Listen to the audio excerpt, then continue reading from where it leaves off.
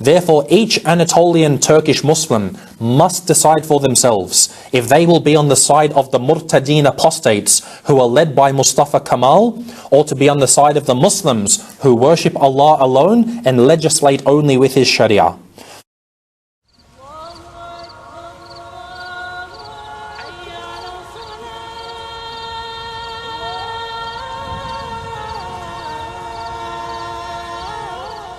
One of the most famous claims of Jewish messianic fame was a person born and raised and died in Muslim lands, spoke Arabic fluently.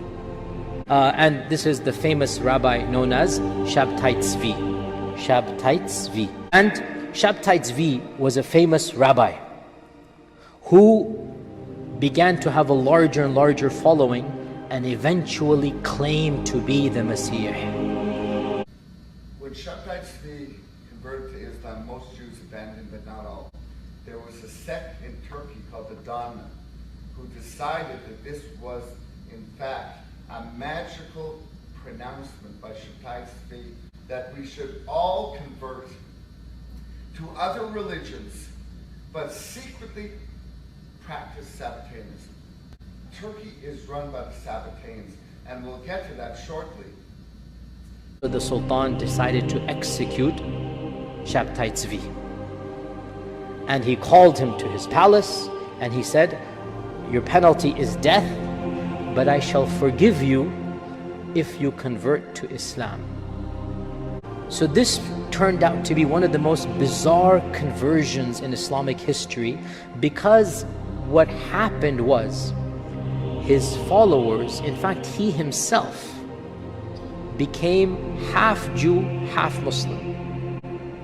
He observed Ramadan, but he observed the Sabbath as well. His followers were called Donme. This is the term that who gave them? The Muslims of the time. They weren't happy with this guy and his followers. Too weird. Eventually, the Sultan, of course, by the way, initially was very happy, gave him a massive check here, massive money, you became a Muslim, good. Eventually it turned out he's still observing Jewish rituals and customs, so he lost all favor. He was exiled, he died in exile.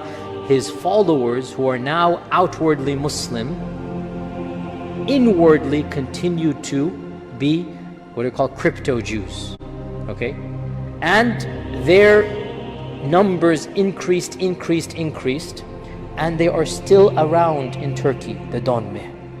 The religious Muslims of the Ottoman lands said these people are Zanadiqa. What are Zanadiqa? Crypto Muslims who want to destroy Islam. They're not real, they want to harm Islam.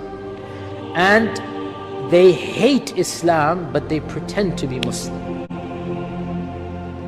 And the Donme became rich and powerful in a number of cities, in particular the one city where Sabbataens V died. Around this time, 1919, around this time, a little bit before and after, around this time, a group called the Young Turks were formed.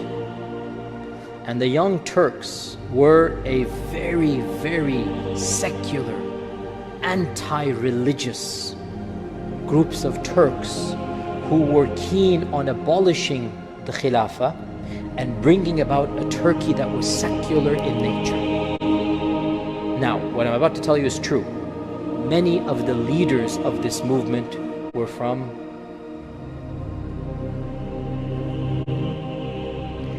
in particular, a very, very dashing yet cruel, intellectual yet heartless man later called Mustafa Kemal, later called Ataturk. Ataturk is from the Donme, this is a fact. Ataturk hated Islam. Ataturk mocked Islam. He was not a believer in Islam at all. And it's very clear that he considered Islam to be something that caused his people and nations to be backward. And if he wanted to, if he was able to, he would ban the religion. He did enough damage to the religion as it is. As you know, he shut down the madrasas, he abolished the khilafah, he abolished the Grand Mufti, role of the Grand Mufti, he made the court system secular, got rid of all of the sharia, he made the Quran to be recited in Turkish during the salah. The adhan was recited in Turkish, not in Arabic anymore. Instead of Allahu Akbar, they said something in Turkish. That was his whole point, to make everything Turk. So Ataturk is from the Donme. Therefore, each Anatolian Turkish Muslim must decide for themselves if they will be on the side of the Murtadeen apostates who are led by Mustafa Kemal, or to be on the side of the Muslims who worship Allah alone and legislate only with His Sharia.